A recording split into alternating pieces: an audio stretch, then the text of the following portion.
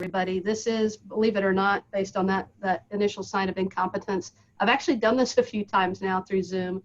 And, you know, it's not a very natural way to present, but I suppose the one benefit is really the reach. So I'm thrilled to have the opportunity to speak with you all today and to just share with you some of my thoughts relative to why children are choosing to play youth sport, and then really the implications that has for all of us who are engaged in coaching.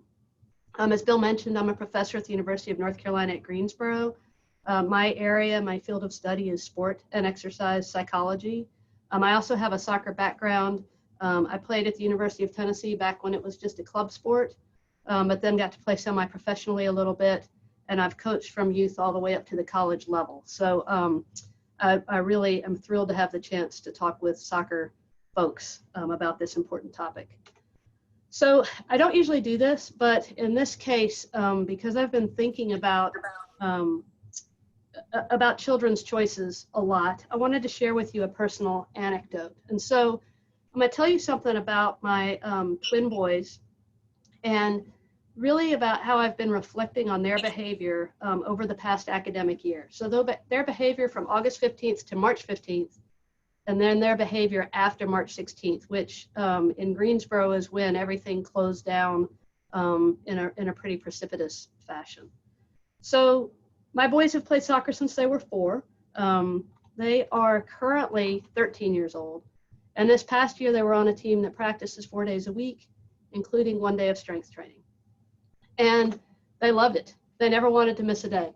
I would pick them up from practice and I would say, "How was practice today?" And I am telling you, every single day they would say, "That's the best practice I've ever been to." And I'd say, "Well, you told me that last time." And they said, "Yeah, well, sorry, it's still the best practice I've ever been to." And so they were crazy about soccer. And as a soccer enthusiast myself, I was getting pretty excited. I'm like, this is perfect. They're 13. This is the time when they might think about specializing. If they love soccer this much, then maybe it's something they're really going to stick with, you know, in a serious way in the next few years. But then, similarly, maybe to many of you, we started to get these emails. And so the first email we received said soccer was suspended through April 12th. The next email we got said it was extended through May 18th. And so essentially from the middle of March until now, my boys have played almost no soccer. I convinced them to play soccer with the whole family a couple of times. They chose to play soccer tennis with each other a couple of times, but that's essentially it. And so, you know, as an academic, as a parent, as a soccer person, I was thinking, like, why in the world would they change from 4 days a week of devoted soccer participation where they loved it and said every day was the best day ever? Why would they change from that to almost nothing? And so, of course, again, putting on my academic hat, my professor point of view, I'm thinking, well, okay, there's no accountability. That's one reason. There's no sense of commitment. So when they go to soccer practice, they've made a commitment to that team, and that doesn't exist anymore. Obviously, there aren't the same kinds of social interactions. There's not the same kind of joy in training in isolation. So even though they have each other, that's still not the same as interacting with their teammates. And also I was thinking, well, maybe it has to do with the fact that there's no immediate need for competition, right? The next time they might compete, we don't even know when that is now, and certainly we haven't known it over the last few months. So while I was sort of thinking through all this and really preparing, you know, materials for a talk like this, my son James walks up on the porch and I said, oh, here's my chance. Instead of me trying to reflect and figure out why he and his brother are choosing not to really play soccer right now, I can just ask him. So I asked him, you know, I said, James, why aren't you playing soccer? And I sort of, you know, I gave him the same premise I just gave you. You were crazy about it. Why aren't you playing now? And he basically just said and boiled it down, why would I do something that isn't fun? I mean, it was just so simple. The way he answered me was just so frank. And then he walked away to go presumably do something that is fun. And it just was fascinating to me because, again, I'm like thinking like an academic. I'm thinking of all these reasons. And although joy was one of them, it certainly, I wasn't sure that it was the most important one. So why is this important as it relates to youth sport more broadly? Well, I think it has to do, and why I want to share this information with you is because of the fact that we know that we get a ton of kids involved in youth sport. over 20 million children participate in youth sport.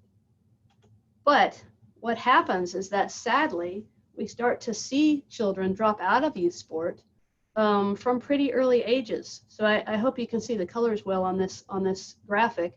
But this is showing 4 different sports: baseball in blue, basketball in orange, soccer in green, and tackle football in red. And this data is showing us that for baseball, there's a gradual decline in the numbers of kids participating in baseball from an early age, from about 7. In soccer, I'm sure you all will find this disturbing. We're pretty flat from 6 through 8, and then you see a decline where kids are dropping out of soccer. Again, it's a gradual decline, but it's a steady decline. Basketball, they get a little later peak, and then they see their decline. And this is tackle football, so it makes sense that they would have a much later peak, but then they also experience a decline in those high school years. And so what we know is that overall, 70% of those 20 million children playing youth sport will drop out before the age of 13. And this, to me, is just one of the most disturbing statistics that surrounds youth sports, for lots of reasons. One reason is because I love the sport. I played soccer well into adulthood, and I hope that some of those kids who are dropping out that we see on this graphic will pick it back up. But you can look at the numbers. There aren't that many people playing adult soccer compared to kids who played soccer when they were 6, 7, 8, 9. You probably know lots of people who say, I used to play soccer. So to me, as a physical activity advocate, as somebody who recognizes and values the physical and mental health benefits of physical activity, the fact that we lose kids from youth sport and so many of them don't pick it back up is just incredibly disturbing to me.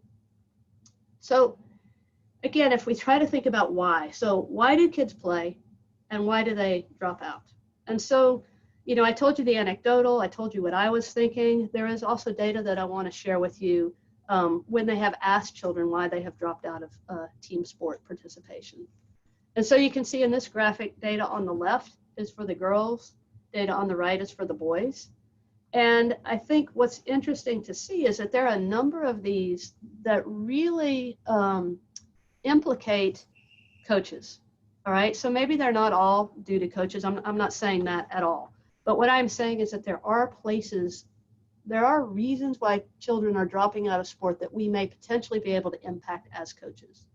So the top reason why kids drop out, consistent with what my son had said, I was not having fun. And again, if you look at that graphic, it has to be disturbing. So about 40% of kids are dropping out of youth sport.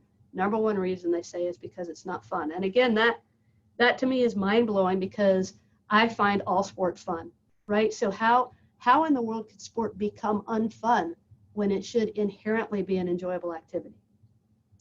Other reasons they report, this one, I think the only reason I bring this one up really is because of this notion of injury, which I think does have implications given how sport has changed in this country to become such a year-round activity. And I think also is probably reflective of early specialization.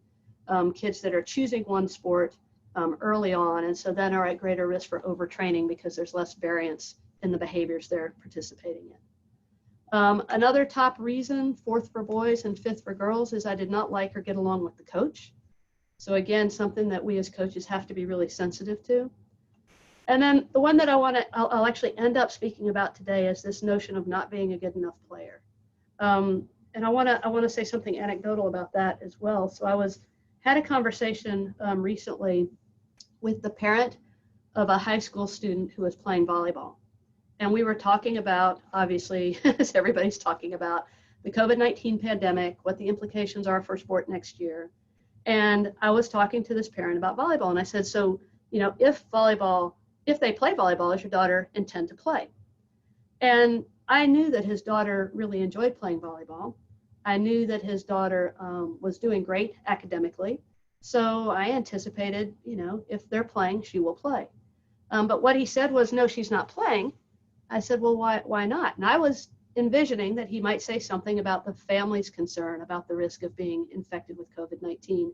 But that's not what he said. What he said was, we've realized that our daughter's not good enough to play in college. And I was really floored. I mean, it just sort of reinforced to me how many parents are under this illusion that their child is going to be good enough to play in college. And to have that be, to have the inability or the lack of a likelihood of playing in college be a reason to stop playing the sport altogether, again, to me is just distressing and mind-boggling. So this idea of not being a good enough player as being one of the top 6 or 7 reasons why kids drop out, I think is also something we need to pay attention to. So when we think about attracting and keeping children in soccer, how do you attract them to soccer? I think I actually gave a talk recently to US Biathlon, which was a unique experience for me. I enjoy watching biathlon during the Olympics, but literally that's the only time that I have exposure to that sport. And so I was talking with them about attracting athletes to biathlon. Imagine how difficult and challenging that would be, right? For soccer, we're in this beautiful place where, it's an incredibly popular sport. Certainly its popularity probably, rises as we have successes at the national level, probably rises in the summer when MLS is playing, things like that. But soccer is a very attractive sport, and we get huge numbers in soccer. But then the second part to that is, okay, so how do we keep them? How do you keep them in soccer? How do we try to get rid of that decline that we see in numbers over time? And the key is really you've got to win over the parents and the athletes. The parents are probably more critical early on, and then the athletes probably become at least as critical, if not more so, as they start to get older. And so there is some data, some evidence that tells us why kids will enroll their children in certain sports. Top 3 reasons that parents will tell you. One is the child's interest. Now, you guys, I'm sure, have seen this. If you ask 6- and 7-year-olds what sports they want to play, they may rattle off a long list. They may tell you soccer because they have older siblings who are playing soccer. It's hard to say how a really young child chooses which sport he or she may be interested in. But the parents are listening to that. They care about that. Another key factor for parents is they want it to be something that will increase physical activity levels, which probably gives soccer a little bit of an advantage over more stationary sports. I think of like softball, baseball, where there's not as much physical activity involvement. So that's something that I think also benefits the sport of soccer. And then this probably also benefits soccer because it's such a popular sport and so many people have played sport at some time in their lives. And so that almost undoubtedly helps as well. But other things you might not have thought of as much. One is the safety of the environment and the trust of the coach. So those 2 things are really important, and I think just sort of emphasize how critical it is that you as an individual and the club that you're coaching for have really good communication, have a really good reputation with the parents. With COVID-19 going on now, this is probably maybe rising. If we were to ask parents now, it might be a higher factor for them in determining what they're going to let their children play this next year. This one I thought was funny, but I can totally see it. As a parent, you're running in a million different directions, and so the ease of drop-off and pickup can be something that really influences your decision-making on what sport you want to play, have your child play. And then, of course, this makes sense. So if other siblings are involved, I mentioned I have twins. That has made life dramatically easier because we told the club, that they have to be on the same team. I can't be going in 2 different directions. We have 3 children, so we can't be going in 3 different directions. So having other siblings involved in the same sport, maybe training at the same facilities, can certainly make it a lot easier for parents. Now, let's switch the focus and think about why do children play. And I mentioned to you why my sons are not playing as much. I mentioned to you why children drop out. So let's flip that and say, okay, why do children come to sport in the first place? And it's probably no surprise, but the top reason is because they want to have fun. They want to enjoy experiences that are related to the sport environment. Another second reason, and again, you all have been coaching, so I'm sure you've seen this, but the social acceptance and approval is a huge part of why children are playing. They want to be on a team where they feel a part of the group. They want to be on a team where they can make friends. And then the third reason is to develop or demonstrate physical competence, to learn and improve This one I think is really important. They will tell you that they want to have success against evenly matched competition. This I think is really important. It doesn't say, you know, it says to develop or demonstrate physical competence. There is no, I haven't seen any studies where they've asked kids why they play and the kids say, I play because I want to win. That's not a top reason why children play. They want to compete, they want to learn and improve, and they want to have success when they're playing against evenly matched teams. So I think that's really important for us to just remember. So I'm going to tell you one more piece of data, and then I'll get on. I'm going to switch tacks a little bit after this, but this is evidence that comes from Norwegian soccer players. In Norway, they all play recreational until they're 12, and this was for the young athletes who had just moved out of that phase, so now they're 12 to 14. And when you ask them, so this is specific to soccer now, why they play, they will tell you the same things you've already heard: being with friends, collaborating with teammates, having the choice about playing the sport, having a supportive coach, learning new skills, and demonstrating mastery of those skills. So, you know, I hope that you recognize that this is just like a recurring theme. If we ask youth athletes broadly why they're playing, we get the same answers as if we ask soccer players specifically why they're playing. And, you know, this notion of fun, it really matters at all levels. And again, I'm sure you've seen this, but it matters to young amateur athletes, it matters to Olympic athletes, and it matters to professional athletes. When playing the sport is no longer fun, people will drop out of the sport at all levels. Having fun has to stay an important component of their participation. So I'm going to give you just a little bit of theory, if you will, and it's really just to sort of demonstrate how, you know, not only is it consistent from the children, from the parents, but also there's theoretical evidence that supports why all of these components are really important for why children choose to play. So there's a theory of motivation that basically suggests that motivation lies along this continuum, from amotivation through several different types of extrinsic motivation, and then up to the far edge where you see pure intrinsic motivation. And this is just telling you a little bit more about it then. Amotivation, of course, is when you have absolutely no interest in participating. So if you think of any activities that you choose not to do, those are activities that you are amotivated to participate in. Extrinsic motivation then goes through these phases, and as you start to get further to the right, they begin to become more internally regulated. So it begins to become more about the individual's specific personal choice. And so where we really want to be is, I mean, that orange one that has the start of the arrow there is okay, but we really want to be further over to this side when we're thinking about children continuing to play our sport. The more they are intrinsically or internally motivated to participate, the more likely they're going to stick with, in this case, soccer. And so really where we want them to be, this is just sort of more explanation about each of those types of motivation, but where we really want them to be is way over here, where the reasons they're playing are because of their own personal interest, because of the joy that they get out of playing, and because of the inherent satisfaction of participation in sport or in soccer. So now let's talk about the sources of motivation to participate. And those come from three different areas. So relatedness, autonomy, and competence. And these are important. And what I want to demonstrate you next is how this theory and these sources of motivation tie in with the 6 different reasons why soccer players told us that they choose to play soccer. So I kind of showing that down there in the bottom right corner, this notion of enjoyment and the reason that kids are playing.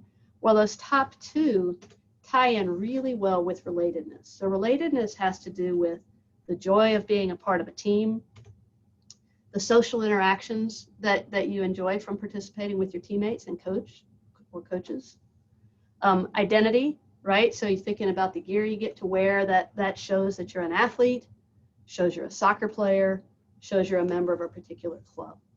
And this source of motivation is really important for people who are choosing to play soccer. It's important for anybody who's choosing to do any type of activity. The second area is autonomy, and this relates really well to the third and fourth points that were raised when the children told us, what does it mean to enjoy playing soccer? And autonomy means that the kids have the opportunities to make their own decisions. And so, you know, if you think back to that graphic I showed you at the very beginning, where you see this decline in the numbers of kids who are playing soccer as they get older, it's because they're starting to be able to make their own decisions, largely. It's because they're telling their parents, this is not something I want to pursue. Now, some of those kids are choosing different sports, and so some of that, of course, reflects some shuffling as kids move across different sports. But that final point that 70% of kids drop out of youth sport by the time they're 13, that doesn't change. So the changing of sports, you know, as you're sampling, cannot explain that total dropout number that we see by the age of 13.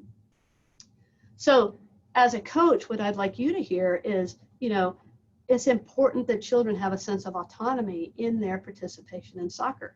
So did they choose to be there? Now, if you're working with the really youngest age group, 6, 7, 8 years of age, they may not have chosen to be there. They may be there simply because their parent dropped them off. They may be there because their parent said, well, your older brother or sister is playing. I can't take you to flag football. You're going to play soccer. And so, you know, until they're old enough to have a real voice, they may not have chosen to be there. And so the onus is on the coaches to help them change their mind, to help them love to be there, to help them want to be at soccer practice. You know, another way of thinking about this is if they have the opportunity to make choices within practice. Now, I have talked to a lot of coaches who are reluctant to give up their control over practice. And what I say to them is, you know, what are you creative enough to figure out a way to give your athletes choice while also actually maintaining control over what happens in your practice? And my guess is that many of you are. So imagine that there are, you know, several different activities that I want us to do this particular day. And maybe you've structured them in a way that it's, you know, that they're building up, and so they have to go in a certain order. But if they don't have to go in a certain order, or if you could have a warm-up that maybe is one of 2 or 3 options, well, then let the athletes make the choice. You don't lose anything. So if your warm-up could be one of 3 different types of activities, tell the athletes, hey guys, today we could do this, this, or this. What do you want to do for our warm-up? Let them choose, all right? That will enhance their sense of autonomy. You know, another idea here is being receptive to their ideas, thoughts, and concerns. One of my twin boys loves to tell the coaches what he thinks. You know, loves to say to the coach, you know, I think we should actually be doing this in smaller groups instead of as a whole group because, you know, I'm not getting enough opportunity. And so, you know, coaches react in all different ways. Some coaches are like, you know, forget it, buddy, this is what we're doing.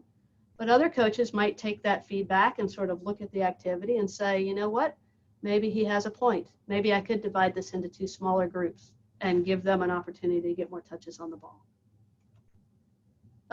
That ties right into this one, which is, does the coach explain his or her decisions? If you're going to change the activity and the athletes know that you've changed it all of a sudden, why did you change it? If you're going to change the, you know, the restrictions on an activity. So maybe you had an activity and you had started with restrictions and then you let the restrictions up and then you decided you weren't getting what you wanted, so you want to put the restrictions back in place. Do you explain that to the athletes so that they understand why you're making that choice? And then also, do athletes get the chance to problem solve? So do you give them a chance maybe to speak at halftime before you tell them what you've seen? You know, do you give them a chance to think, why isn't this activity working? Why aren't we getting what I'd hope to see in this activity? And let them problem solve. That can really help with their growth, but also obviously enhances their autonomy. And then another key point is about opportunities to lead. You know, how do you do this? For example, do you have different captains each week?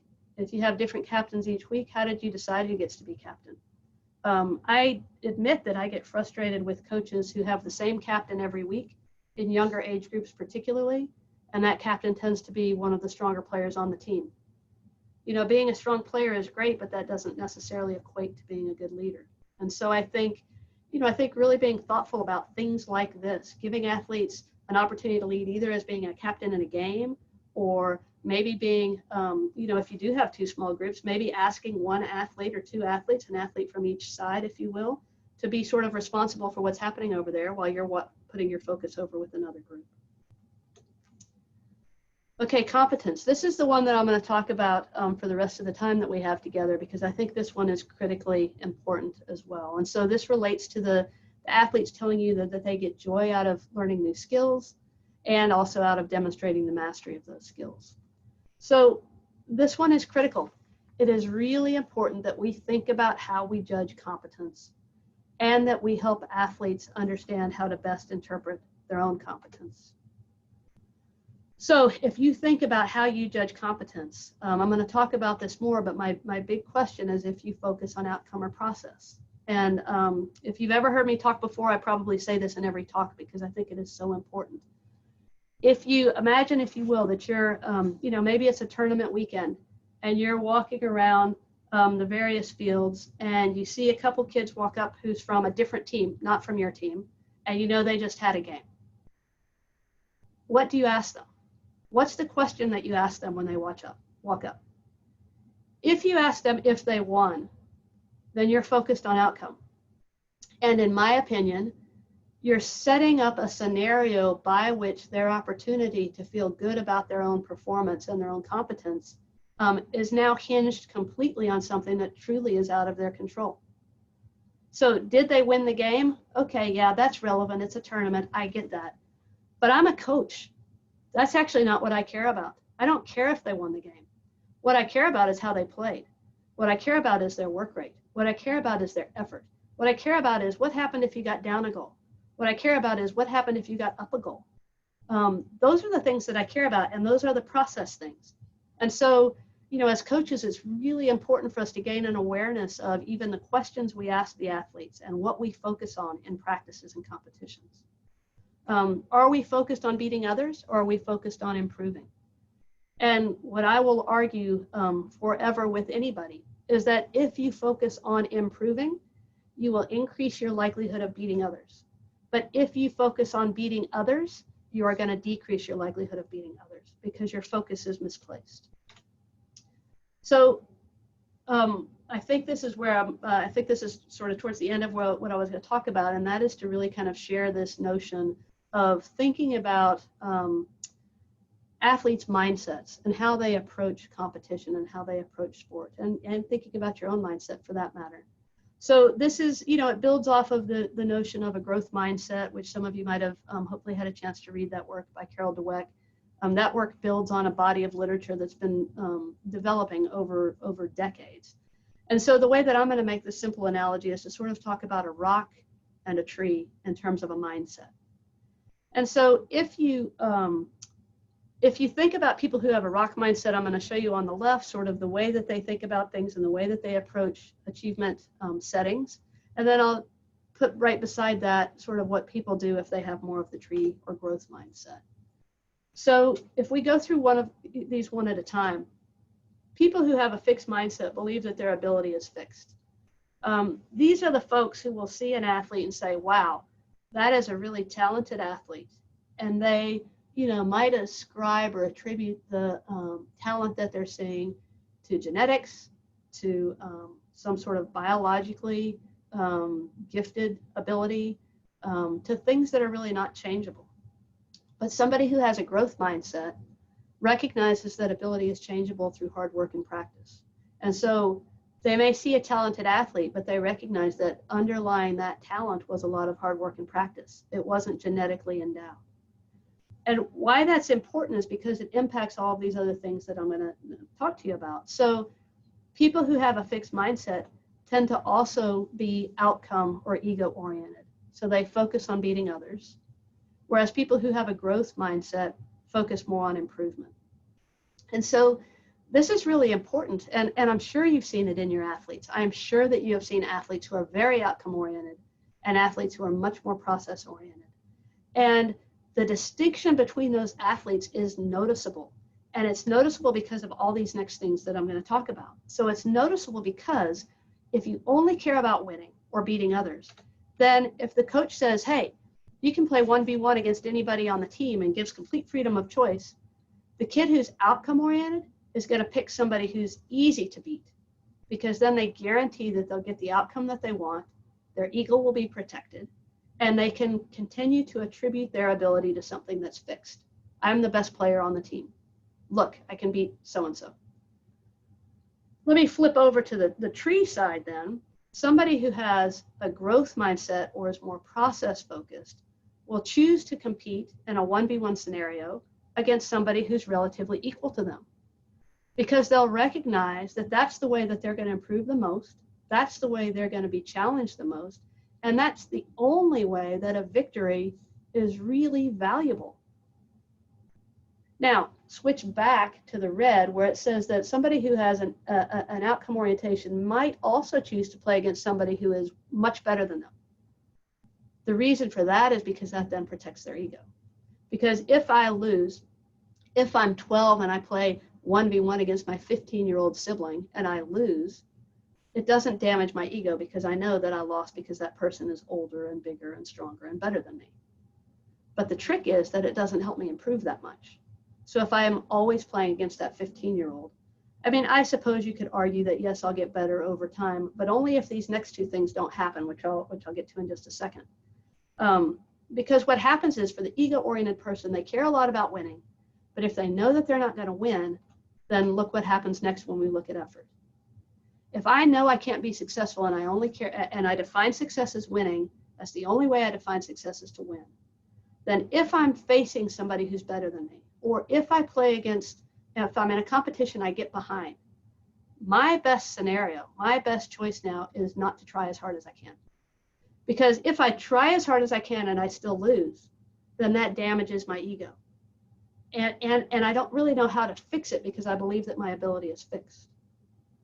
But if I have a growth mindset, even if I'm playing against somebody who's better than me, or even if I'm in a competition where I'm behind, my choice is to try my hardest, because what I'm looking for and what I'm judging my success by is my own effort, is my own improvement, is my own ability to control the things that I can control and perform at the best that I possibly can.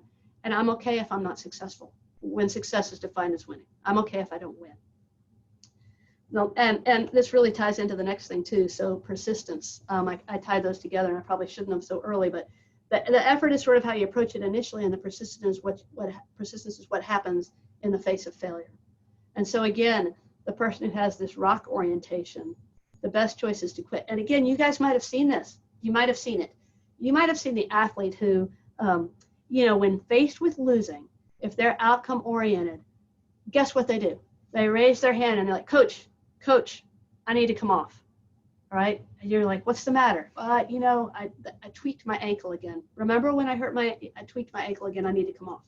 Because that way that athlete is sitting on the bench. And that way that athlete can say, if our team loses, it wasn't my fault.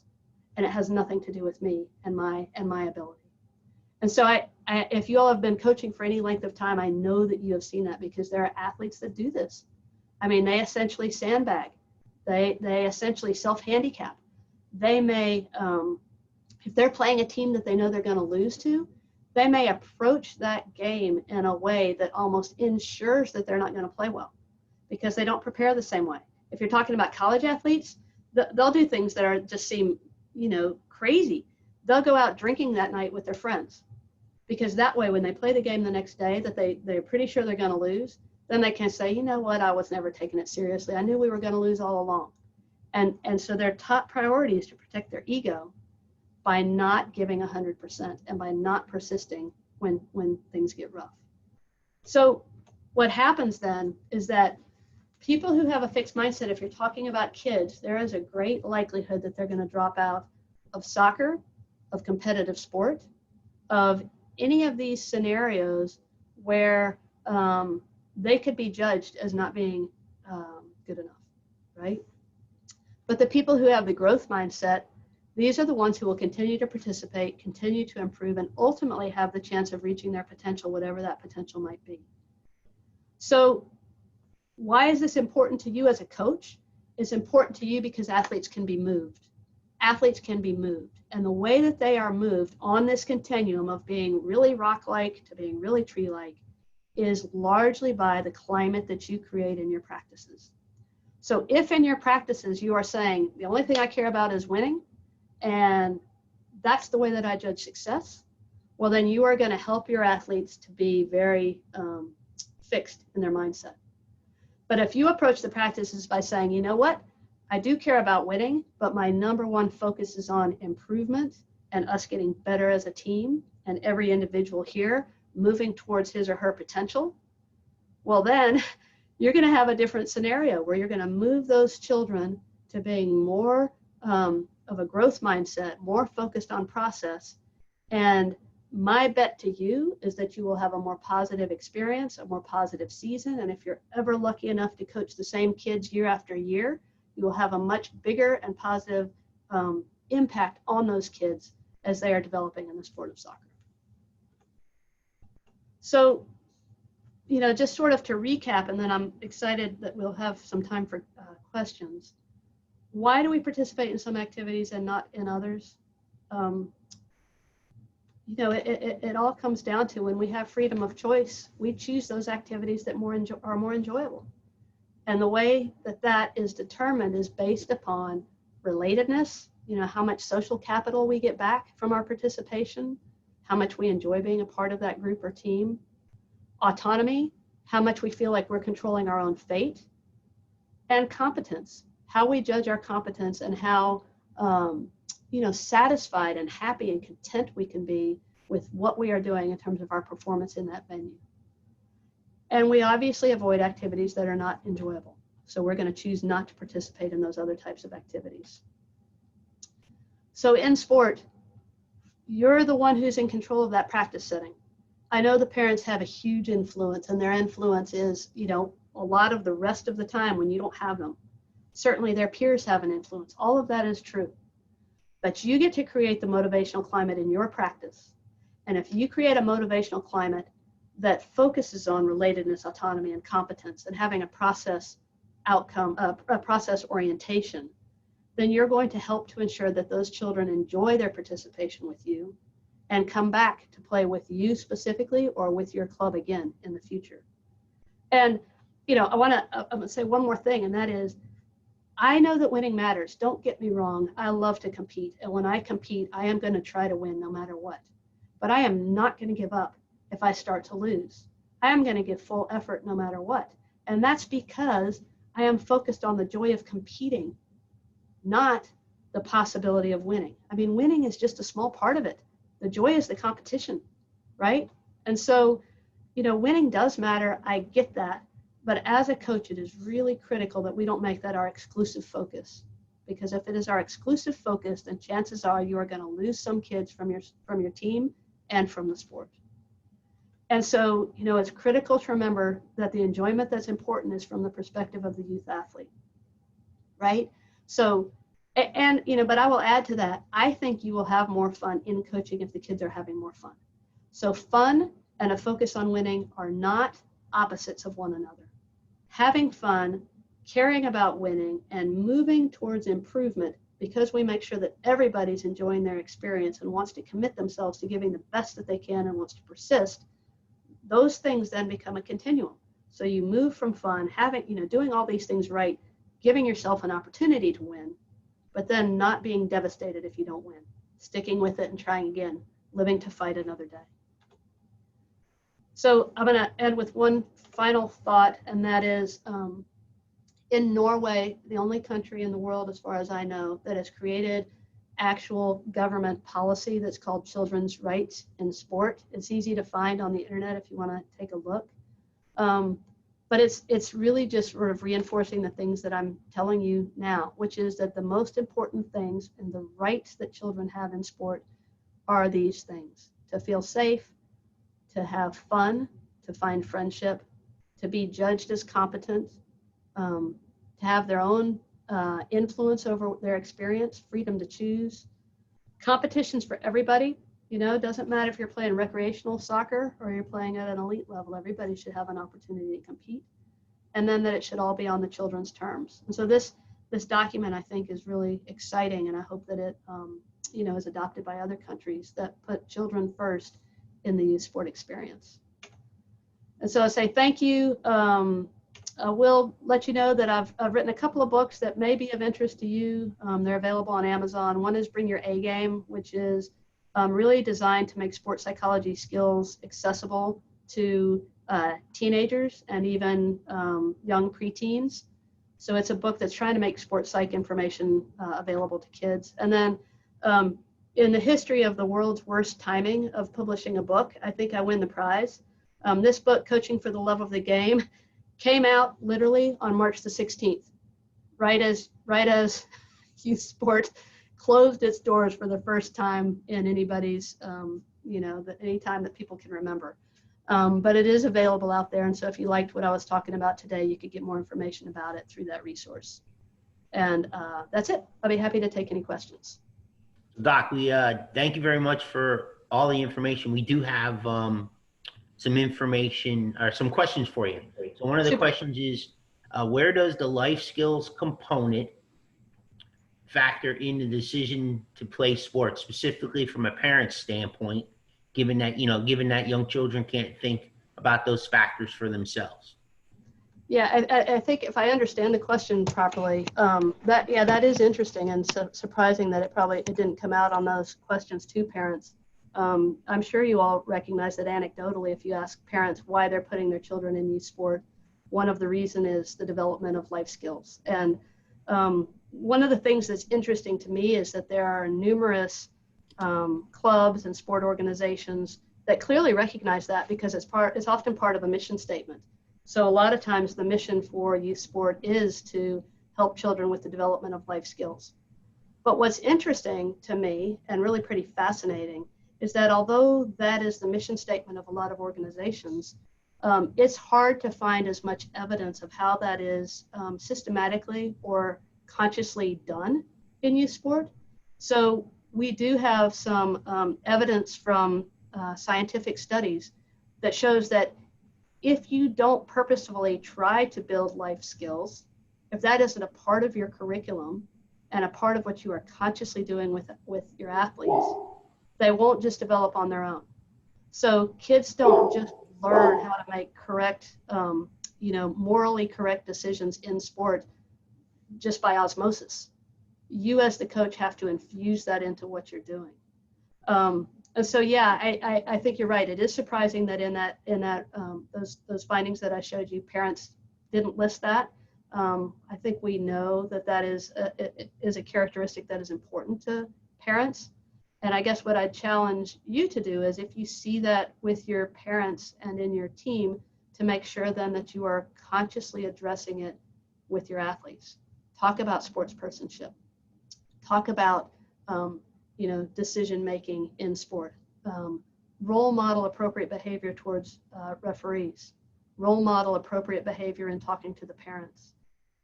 Make sure that you have parental codes of conduct so that they are role modeling appropriate behavior at sports venues. So I hope I answered that question right, but you can chat in again, I guess, if I didn't hit that.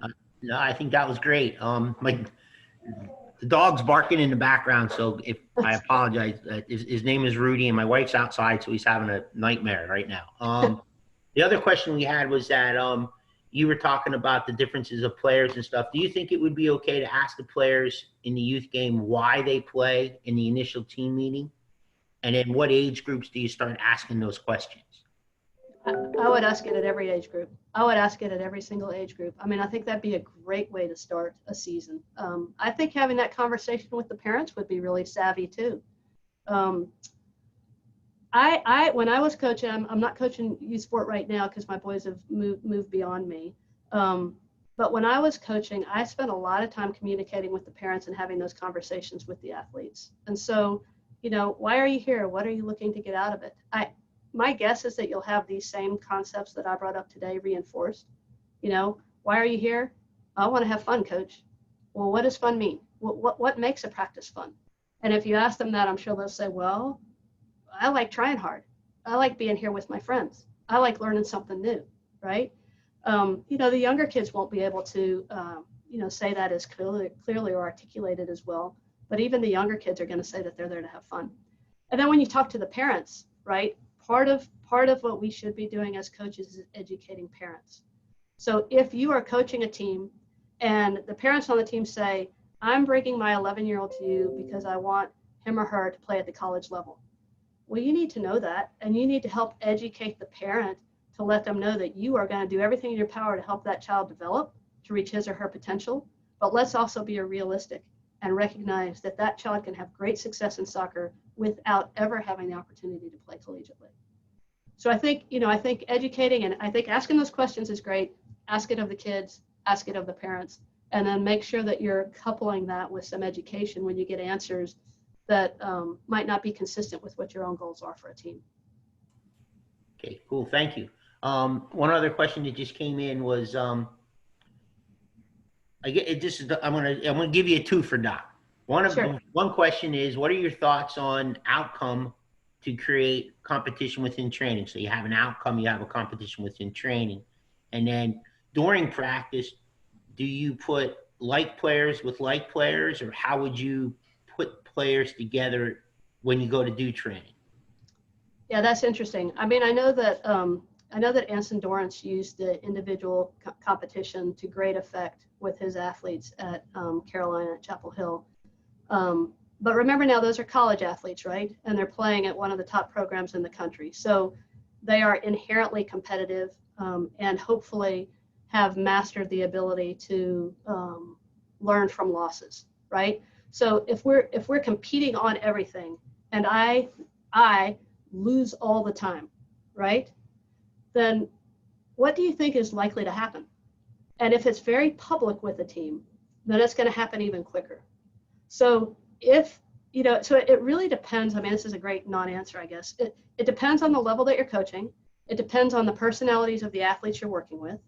But in a very general sense, I would say that for most youth sport teams, having public competition where you're advertising the athletes who are the winners means you're also advertising the athletes who are the losers. And my guess is that you're going to have the same winners week after week, activity after activity, right? And so all you're really doing is you're doing two things. You're telling those better athletes you're the best, and you really don't need to do anything else to get better because, look, you keep beating everybody else. So you're sending them the wrong message because they're not self-referencing their improvement, right? They know week after week, I'm beating everybody else. I'm the best on the team. Coach loves me. That's not incentivizing them to try harder to improve from where they are, right?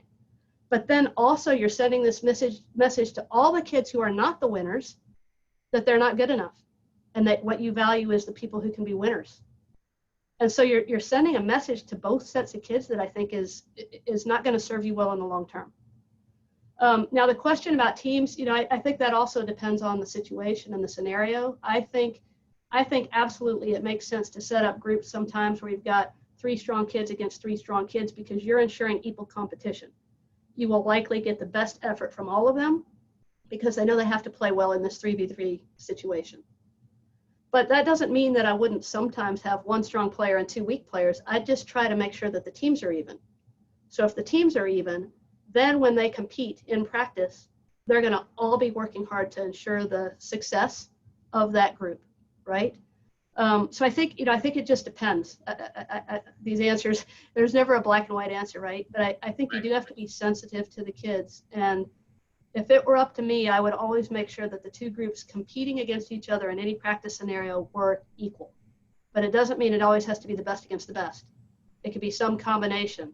But I would be working hard for equity between those teams so that their effort can pay off. Makes sense. Thank you very much. One more question is, and I think this is more your opinion, but I think I know the answer. Do you think that the sport model in the United States is backwards?